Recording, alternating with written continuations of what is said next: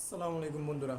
26শে June বুধবার 2024 একজন মেয়ে তার ভাইয়ের বাড়ি সিলেট থেকে ফেরার পথে ট্রেনের মধ্যে তার সাথে এমন কিছু হয় যা আমাদের কল্পনার বাহিরে।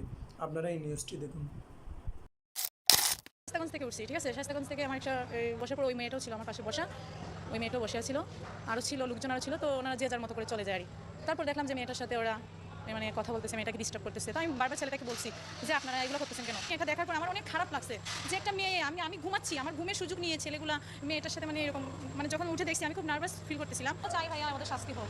আমি সাক্ষী, ঠিক আছে, আমার যতবার সাক্ষী দিতে হয় আমি দিব, আমি আসবো, আমি আসতে বাধ্য, আমি আসবো। আমি চাই ওদের এই নোংরা ছেলেগুলার, খারাপ ছেলেগুলোর শাস্তি হোক, আমিও এটা চাই। এই জন্য আমি সহ্য করতে পারি না। আমি একটা মেয়ের অত্যাচার কীভাবে সহ্য করবো? আমি এটা সহ্য করতে পারি না আর পারবো না। এই ঘটনাটির সরাসরি দর্শক এই দুইজন ব্যক্তি এবং তারা সাক্ষী দিতেও পর্যন্ত রাজি আছেন।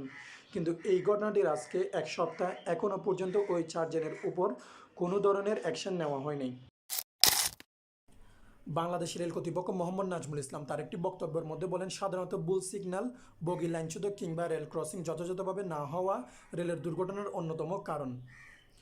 রেলের মধ্যে যাত্রীদের কোনো ধরনের দুর্ঘটনা বা কোনো ধরনের সমস্যা হয় না। এই কথাটা আসলে কতটুকু সত্য, আপনারা 5 মাস আগের এই নিউজটি দেখুন।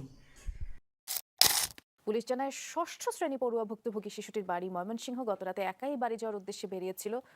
জয়দেবপুর রেল স্টেশন থেকে ভুল করে লালমনি এক্সপ্রেস ট্রেনে উঠে পড়ে শিশুটি। টিকিট না পেয়ে অ্যাটেন্ডেন্ট নিজ কক্ষে নিয়ে যেয়ে শিশুটিকে সেখানেই নির্যাতন চালায়। ট্রেনটি গাইবান্ধা পৌঁছানোর পর চিৎকার শুরু করে মেয়েটি। ট্রেনে থাকা পুলিশ সদস্যরা তাকে উদ্ধার করে। আটক করা হয় আক্কাস আলীকে। তাহলে এখন প্রশ্ন আসতেই পারে, সাধারণ মানুষের নিরাপত্তা কোথায়?